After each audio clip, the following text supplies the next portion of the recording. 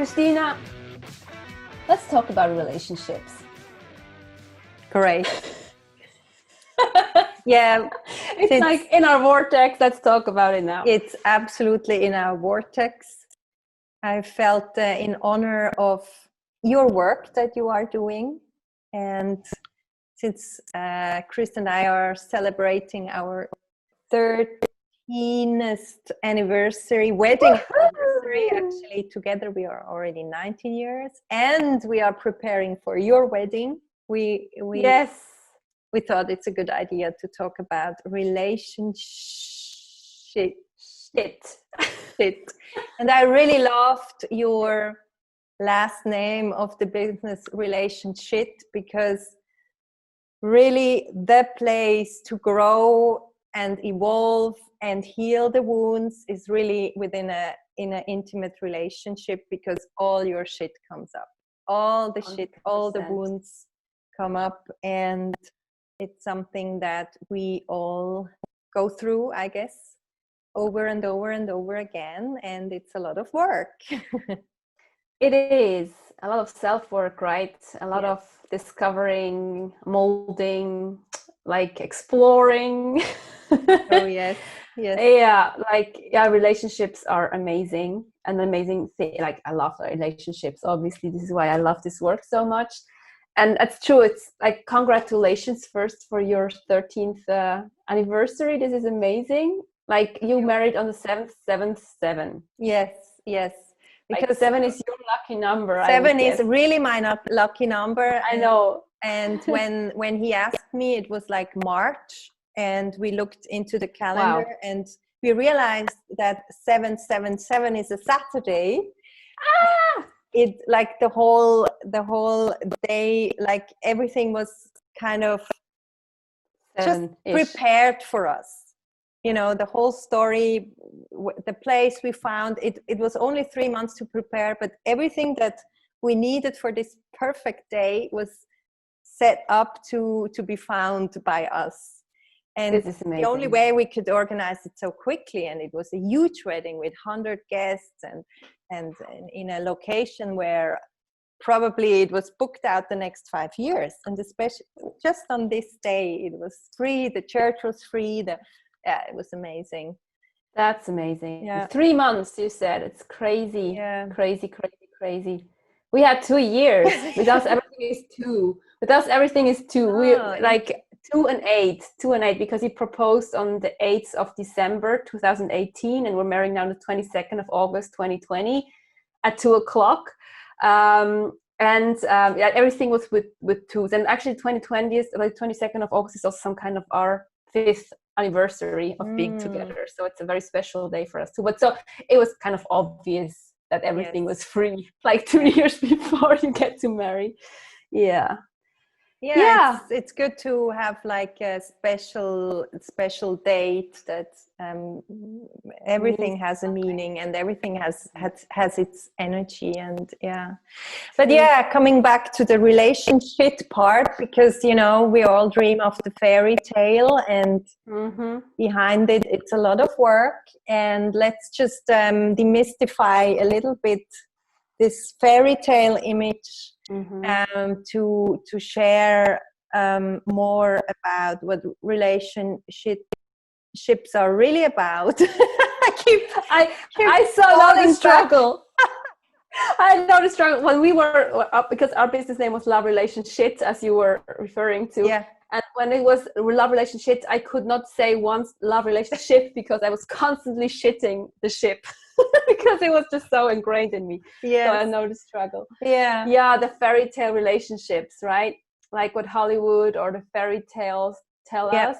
Yeah. And I think we all have been colored in some way or the other by these kind of stories that we have seen in the movies or have read, and it's also good. On one hand, I really think romance and this fairy tale-ish part of it is a very important part of a relationship. But the thing is, it's not how it is constantly. That's the part, and that's what most people think when we kind of fall out of this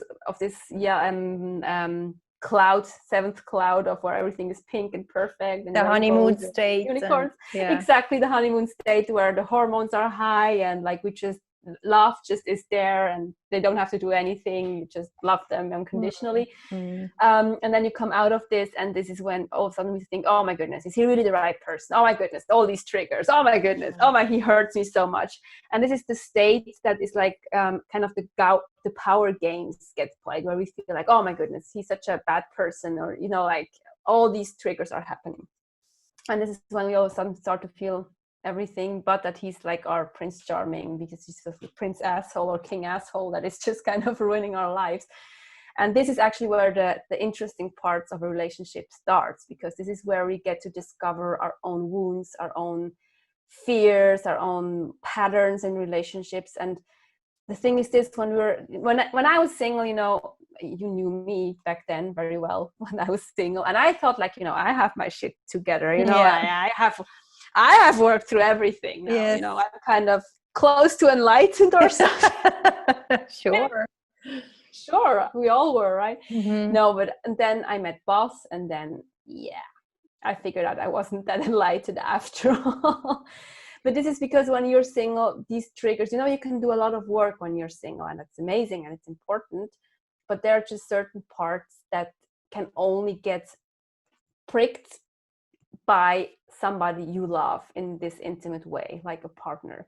And this is why relationships are this amazing booster of self-development, when we let it be that, when we take over the responsibility for our own hurt, for our own pain, for the patterns, the things, and we don't finger point constantly, oh, he's causing me this or she's causing me this. And we really can say, okay, what's happening here? Let's explore this. And this is why this work is so sacred to me. Absolutely. And it's so necessary because, you know, actually, I would say 99.9% of us human beings go into a relationship very unconsciously, even though we have done the work. But the thing is, from the moment we are in the womb of the mother until 6, 8 years old, or even further into 14 years old, we're in a theta state consciousness. This means our brain waves are in a theta state, like a hypnotic state. You know, we can be in alpha, beta, delta state. And this state, everything that happens there with our parents or the environment, the teachers, is kind of hypnotizing our subconscious. So all the wounds that happen in there will be triggered by the future person who will be as intimate as it was with the mother, with the father, with the grandmother, whatever, whoever was there. And you know, very often we think of this, looking for this other half, the perfect other half who is complete, like is making us whole. And then suddenly, like you look at the other person, oh, you over there, you will complete me, and then I will feel whole only when you are in my life.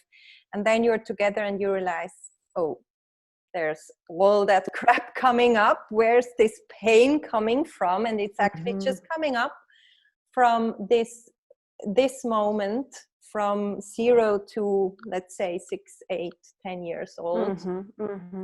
And it's the perfect opportunity to heal those wounds. And I mean, in an ideal, actually, this mechanism would be perfect if everyone would go into a relationship or marry or get children already perfectly healed and super conscious. Then this would be perfect, because then the child that comes in will get all this consciousness, love. But that's not how it is. That's not how it is. And so it's really important that we all first, like, we do the work before but also during a relationship, and that both sides are equally ready to heal together. And then it's going to be a beautiful relationship. And then also the child that gets thrown in will will continue benefits. this consciousness. Yeah, 100%. This is like how it would work in an ideal world.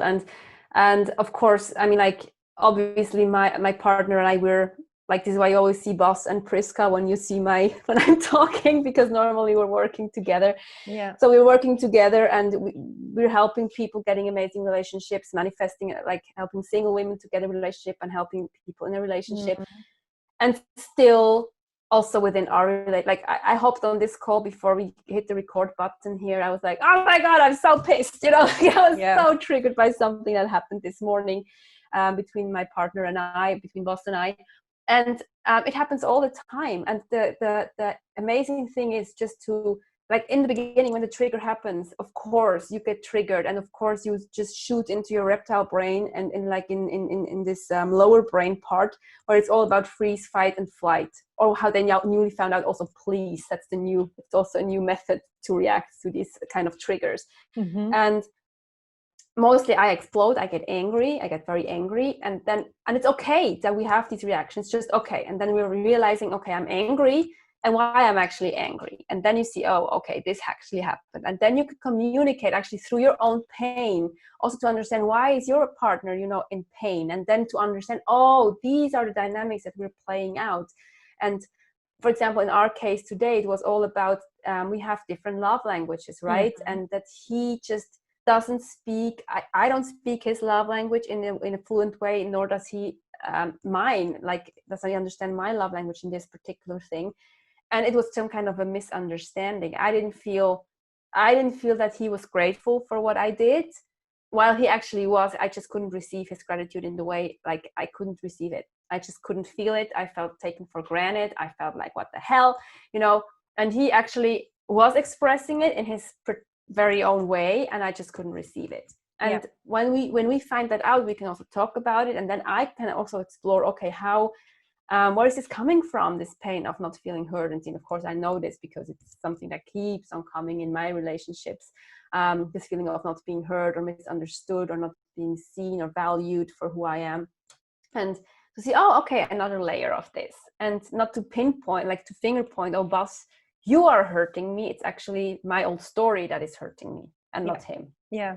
And not to think, oh, because of you I have all these problems, and because of you I feel so angry, sad, whatever, and if you wouldn't be here I would feel much better, whereas someone else would trigger it. In another relationship it would come up again and again. Of course there are limits, I guess, and there 100%, yes, foundation, or like on a very, very deep soul connection, there needs to be a connection, otherwise the relationship will fall apart. But what often happens then is, oh, you make me feel like this, so I'm gonna look over there and look what I can get from this woman. And then the other person says, okay, but then I'm gonna look over there and look what this guy can give me. And exactly, it's about like running away from the problem. Like, of course, what you said, there are boundaries. I mean, like, we're not talking about abuse or gaslighting or like any kind of unhealthy relationship patterns. It's really about, I mean, like, it has to be safe for everybody included. That's when we can do this work. Yes. Because otherwise there's no safe foundation. So this has to be there. There must be safety feeling for both partners so that we can do this work together. But yes, what often happens that there's a trigger, what you said, and then we think, oh my goodness, this person is so toxic. I cannot handle this person. I go to XYZ, I go to this dude over there, and it feels good because in the beginning, again, it feels always good because you don't see the stuff yet. But you can get, like, if there's a pattern, there's a pattern, and then it will come and can over and over again. And we can see that when we look back into our relationships, mostly there's this little red thread. Yes. How we can see, okay, this came, like, and then we start to say, for example, all guys are XYZ. And we just, again, start like projecting our pain on a whole, like gender, actually, to say, just to make ourselves feel better about something. And of course, certain men are XYZ. I don't say that this doesn't exist neither, but very often when there's this red thread, something happening constantly to you. Also, for example, like single women constantly attracting men that are emotionally unavailable or don't want to commit. Yep. This says, of course, something about these guys, but it also says something about you that keeps attracting these people. Like I was such a person, for example. I kept constantly attracting men who were not emotionally available. This was because I was not emotionally available, because I was actually afraid of real intimacy, of really showing up and really looking at my stuff. Yeah. So it's very, very, very true what you're saying. Yeah, and you can also even look apart from the intimate relationship with other relationships you have with friends or co-workers, colleagues, your children. What patterns keep triggering you? Like what really hurts you when someone says it to you? It's often you find the red thread also in other relationships. Not only in the intimate relationship, but there is like obvious, there it's like in your face all the time. And you know, when you are in that mode of in the outburst, when you kind of don't reflect before your words can come out, then it can be very painful, and then the ping pong starts to happen in between you know, the words. Someone has to break it to get out of that war. Yes. The ping pong. Oh my God, how do we know the ping pong? So what's your solution in a ping pong moment? Sorry, what did you say? What is your solution when you two are in a ping pong moment? Like there are several things. If we are very deep in it, like we used to work with a relationship coach, because even we do that, right? Because we're realizing every coach needs a coach. Every coach needs a coach. And she was working with us with a word that you can say, like we also like a code. Used it like a code, exactly. For example, it had such a hilarious, like I think Pukhust even was our stupid word. It actually means like fart. It actually means, translated, something like pants cuff. So you know, kind of taking yourself out of this seriousness dynamic. Exactly, of the seriousness. But mostly actually how it worked for us or it works for us in action, it's about just, you know, first we just know we explode, and it's okay, you know, not judging ourselves or the other for that there's exploding happening. And it's just, and then when this ping pong situation comes, but you did, and then we said, and it's always the moment when I realize, okay, one moment, he's defending himself, so he feels attacked by me, and I feel attacked by him, so he's hurt, I'm hurt. And then start asking questions. This always takes us out of it. Okay, like, okay, how did it work for you? Or how do you feel about that? Or how does that make you feel? And this is what always, when it breaks, when I start asking questions, this is when he starts to think about him, and I think, actually, it made me feel like this and this and this. Okay. And when I can some kind of step out of my ego, wanting to be right, and can start asking questions, this takes the brain in a total different, you know, we get out of this, no, you, or no, I'm not. And, you know, like this kind of ping pong thing into this, okay, state of curiosity, where we actually really want to understand our partner. Because underneath everything, they both want to reconnect. I mean, like there's this inner hurt child. We both want to just be loved by the other and want to be seen and heard. And so I know when he's also getting, in my eyes, mean or stupid or whatever, I know that his inner child is active. And it's just a question, who can break out of it first? Who can, you know, be the more reasonable one at this moment and step out of this cycle and just start asking questions. Say, okay, I understand that this hurts you. Or that if I said that this might have hurt you, I'm sorry about that. Is there more, you know, like, and, you know, just getting to this thing. And then, of course, when you start apologizing, or if you start to say, okay, I see you, the other will automatically also say, okay, I see that too, that this probably hurt you too. And I'm, you know, or also, for example, today I was so angry and I couldn't snap out of it. And we were just then dog walking. Like, and I was like thinking, oh, I know it's stupid. And I thought like, no, I don't want to make the first move. Yeah, And he yeah, probably yeah, thought the same thing. And this today, he was just, at one point, we just looked at each other and had to laugh because we both realized how stupid we were acting. That's and great. Then he just took me in his arm, and I held him. We just walked, and like just the last 5 meters, I was thinking, did I just walk this flipping whole dog walk without talking a single thing, really? And then like just 5 meters before we were home, we were kind of, this happened, and then we realized, and then we had another talk, and this is why I was too late. Sorry, Christine. About what actually has happened, and talking about these love languages and saying, okay, this way we feel really not seen, and how can I make you feel seen then, and having these conversations.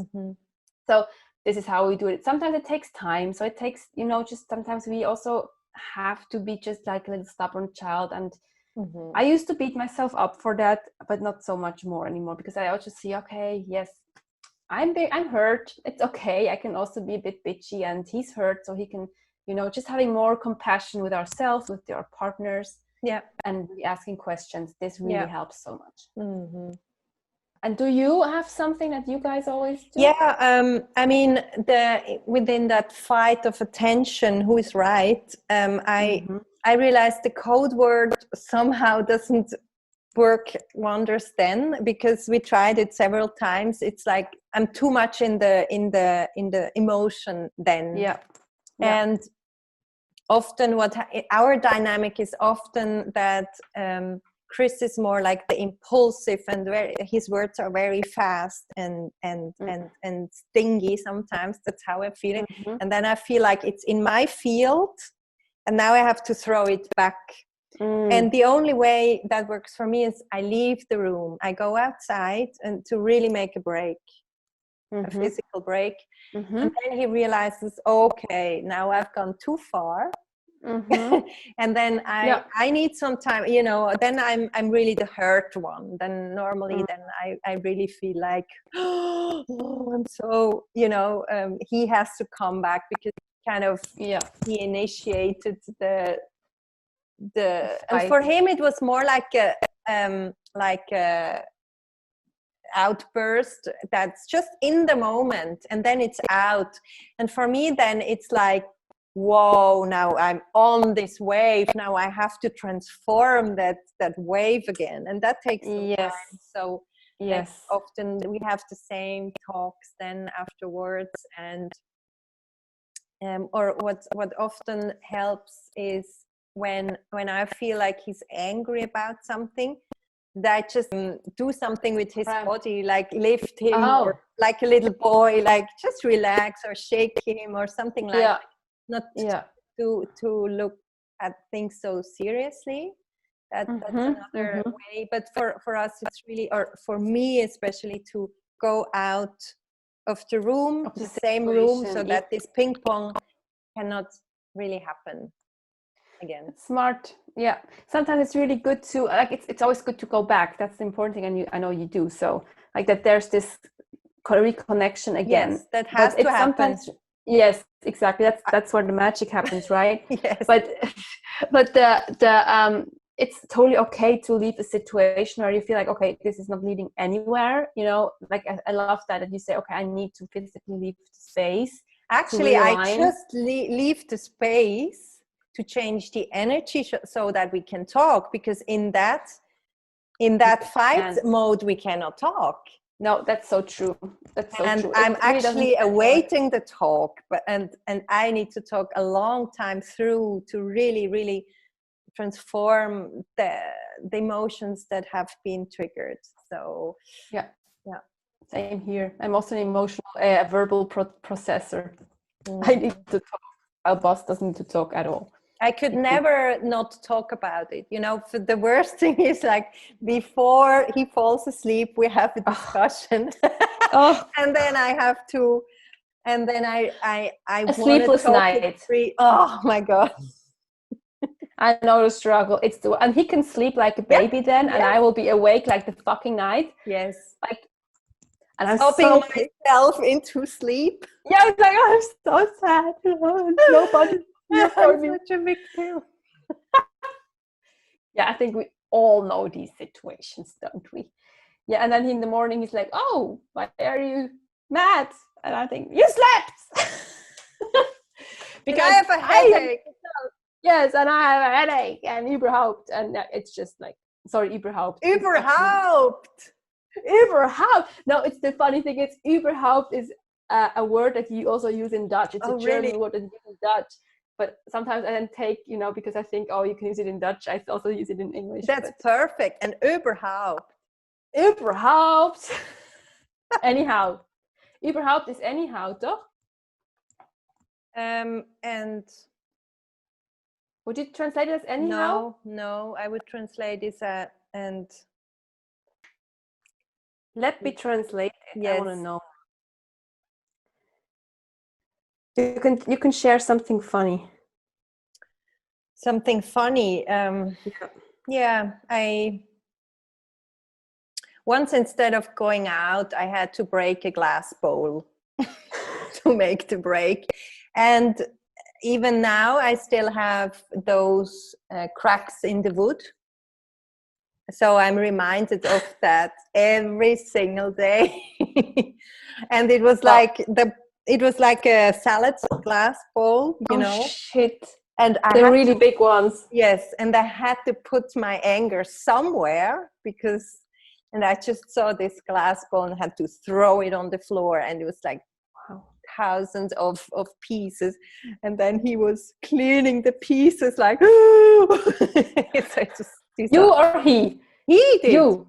He did. He did. Okay. Because he felt, and after that, I felt like under total shock. I was like paralyzed. I couldn't move anymore. I was like, what did I do? I went so far. I didn't know myself anymore. And I kind of wanted to die in that moment. And then he had to clean. No. Yeah. So these are funny stories, like really. It's a funny story. We have also such a reminder that we need a new kitchen. Bas was once so angry with me that he punched into one of the kitchen cabinets. Just a glass. Fucking big. It's just not glass. Wood. And he was stronger than the wood. Wow. And then I remember this is actually also very beautiful, because then I needed to go. He was so hurt, and so because of course anger is always a secondary feeling. There's always pain, sadness under it. So I went there and I was like, babe, and I just put my hand on his heart, and like this whole anger just melted, and he was sobbing, and it was just actually I look at this and I fix it actually with this tape, because there's nothing else I could fix it with a heart. From the inside. I just put this, we just need anyhow, it's a new kitchen anyhow. But every time I see it, it actually reminds me of this beautiful moment where, the anger could go away and he could access his pain, and we had this beautiful conversation afterward. But so, yeah, like you have these cracks in the floor. We have a broken kitchen cabinet. We also have a child from one of those fights, actually. Oh, really? Yes. Yeah. That's an even better reminder, I think. And you know what was so interesting? When she was very little, every time we had a fight in bed, she woke up and started to cry, as if there was I don't know, as if she had this karma of, bringing us together again, and this reconnection, and had to remind ourselves every time something like that happened. That's amazing. And makeup sex is perfect. It's so great. Überhaupt. Überhaupt. It translates at all. At all. Or anyhow, or in general, or anyway, or after all, or at all. Okay, so you were right. I was so right, man. Yeah, but it really depends how you in which sense you use it, I think. Like anyway, or anyhow, or after all, or at all. Yeah, it really can be anything. After all, yeah. Überhaupt. After all.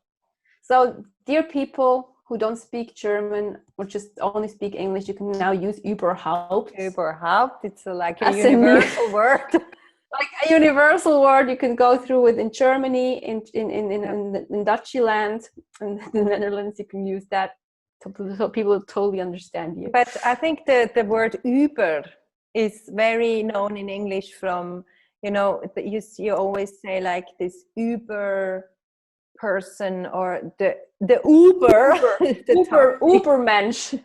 Ubermensch. Yeah, Ubermensch. exactly. Yeah. Like, yeah, we just watched sorry, we just are all over the place again. We just watched the Netflix series that I also talked about, Ubermensch, The Sinner. Very good series. Okay. Yeah, I think that's a common Uber. Yeah. Or Uber, the cab. That's Uber, exactly. Yeah. Exactly. So yeah, is there something else you want to share today, love? Or is it it? Maybe before I think we talked about it, but it's probably a good reminder, like just a few techniques to do to that we could give you when you are in a situation where you just feel so hurt. One I can share is a good one I often do, is like really put my hands on my heart, close my eyes and take deep breath, and then I just say, hello, Christina, and remind myself of who I am, because in that fight you are looking for that attention from the other person, the attention and the recognition and the of course you're right and I was wrong. Real talk. Yeah. Like just really go in and say, actually it's my stuff, and hello, Christina, here you are. Just bring the focus back to yourself. It's beautiful.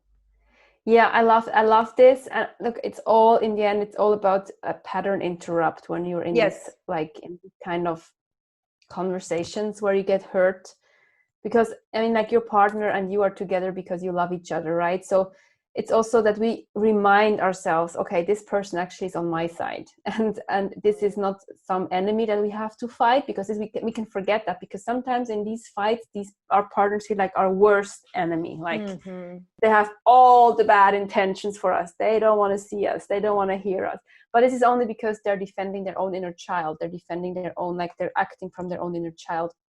And we do too.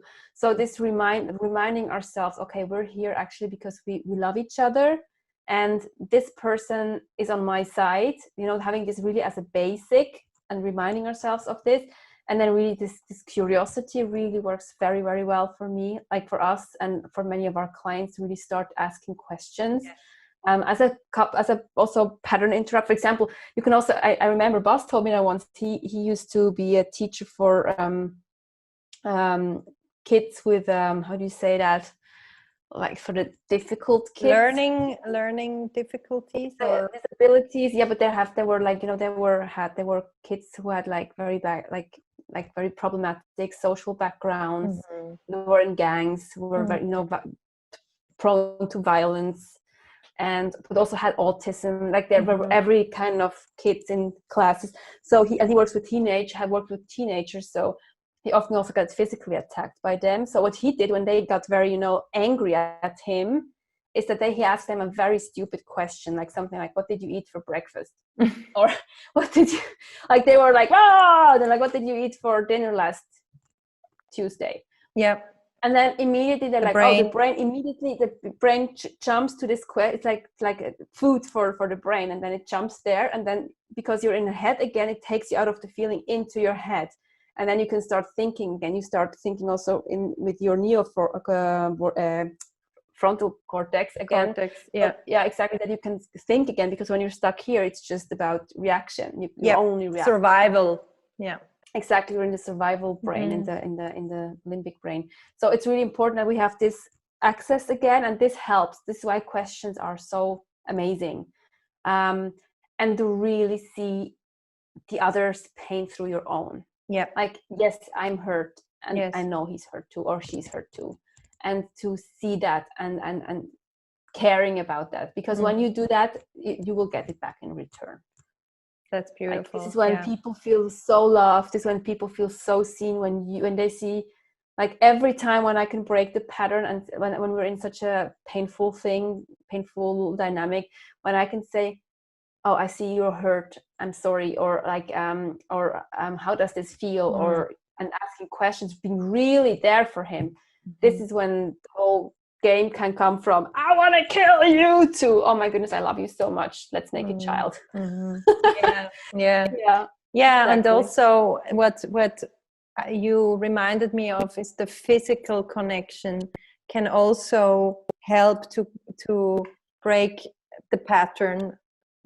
So really like hug each other, for instance, even though it's unbelievable in that moment that you could do it because you are so hurt and you're so against this person. It's like this wall between you.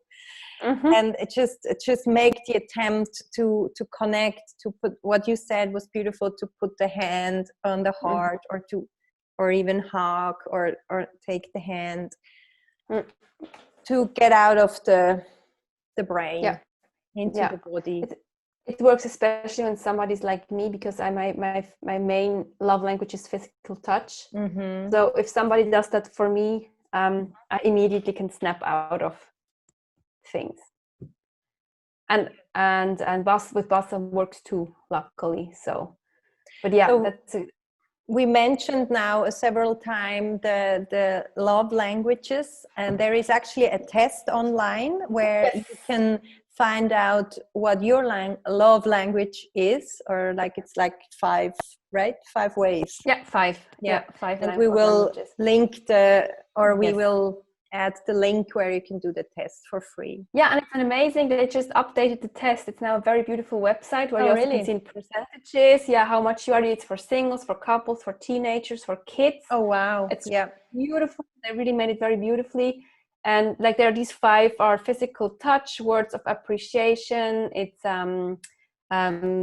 quality time, gifts, like gifts that really come from the heart, and doing favors for each other are these 5 things. Yeah. And then you can really do the test. It's great questions. I really think it's beautifully done. And then you have these percentages of how much, like how much percent is your love language. And it's really, really important that we learn the love languages of our partner, because like when they have a main love language, they can only receive the love in this particular love language, because translating doesn't help. Just because he's actually sending me love in his language, it's beautiful for you to know that he loves you in his way.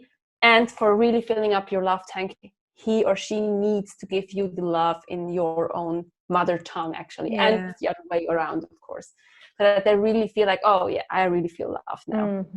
And this was also so beautiful in other relationships, mother, father, children, bosses, friendship, and like neighbors. Like it's so cool to see, actually it's even more handy to see, they actually are showing me love constantly. I just could not receive it because they don't speak my language. So maybe your boss, even to heal the relationship with your parents, for example, it's a very good way to see, well, actually they have shown me all the years just in another way than I was looking for. So true. I love the 5 love languages, even if I think there are actually more. I think there would be more. But I have no theory yet, but I have to think about it some more, because sometimes I feel like there's more. But anyhow, like these really are helpful. That's a perfect ending for this episode. Go and do the test, and if you already know it, maybe it's time to redo it. And exactly.